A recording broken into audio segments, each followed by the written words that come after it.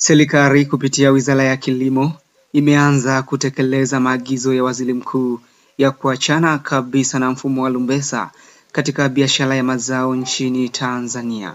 Hatua hii inalenga kulinda wakulima ambao kwa muda mrefu wamekuwa wakilalamikia kupunjwa kupitia mfumo huo wa vipimo visivyo rasmi.